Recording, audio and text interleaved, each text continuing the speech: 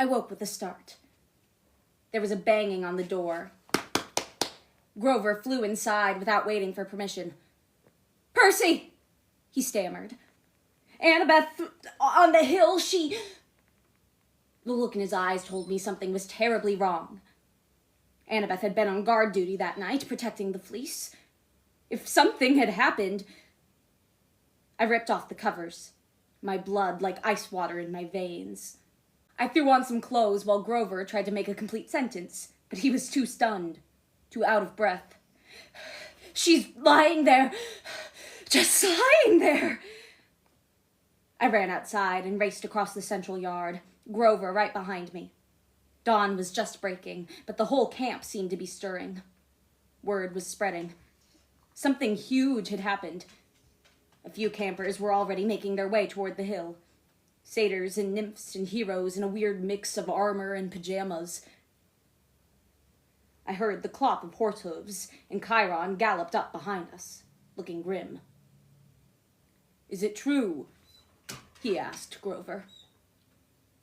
Grover could only nod, his expression dazed. I tried to ask what was going on, but Chiron grabbed me by the arm and effortlessly lifted me onto his back. Together, we thundered up Half-Blood Hill, where a small crowd had started to gather. I expected to see the fleece missing from the pine tree, but it was still there, glittering in the first light of dawn. The storm had broken, and the sky was blood red. "Curse the Titan Lord," Chiron said. "He's tricked us again, given himself another chance to control the prophecy." "What do you mean?" I asked. "The fleece," he said. "The fleece did its work too well." We galloped forward, everyone moving out of our way. There, at the base of the tree, a girl was lying unconscious. Another girl in Greek armor was kneeling next to her. Blood roared in my ears. I couldn't think straight. Annabeth had been attacked? But why was the fleece still there? The tree itself looked perfectly fine, whole and healthy, suffused with the essence of the golden fleece. "It healed the tree," Chiron said, his voice ragged. "And poison was not the only thing it purged." Then I realized Annabeth wasn't the one lying on the ground. She was the one in the armor, kneeling next to the unconscious girl. When Annabeth saw us, she ran to Chiron. She just suddenly there." Her eyes were streaming with tears, but I still didn't understand.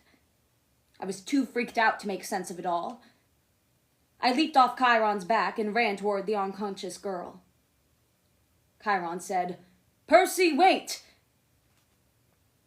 I knelt by her side. She had short black hair and freckles across her nose. She was built like a long-distance runner, lithe and strong, and she wore clothes that were somewhere between punk and goth. A black t-shirt, black tattered jeans, and a leather jacket with buttons from a bunch of bands I'd never heard of. She wasn't a camper. I didn't recognize her from any of the cabins. And yet I still had the strangest feeling I'd seen her before. "It's true," Grover said, panting from his run up the hill. "I can't believe..." Nobody else came close to the girl. I put my hand on her forehead. Her skin was cold, but my fingertips tingled as if they were burning. "She needs nectar and ambrosia," I said. She was clearly a half-blood, whether she was a camper or not. I could sense that from just one touch. I didn't understand why everyone was acting so scared. I took her by the shoulders and lifted her into a sitting position, resting her head on my shoulders. "Come on!"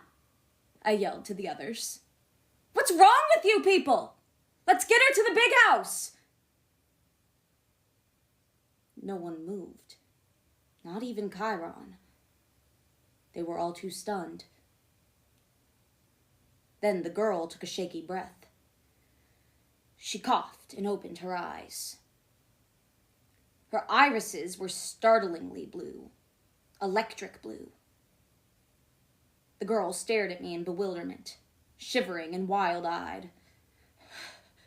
"Whew! I'm Percy," I said. "You're safe now." "Strangest dream." "It's okay." "Dying." "No," I assured her. "You're okay. What's your name?" That's when I knew, even before she said it. The girl's blue eyes stared into mine, and I understood what the Golden Fleece quest had been about. The poisoning of the tree, everything. Kronos had done it to bring another chess piece into play. Another chance to control the prophecy.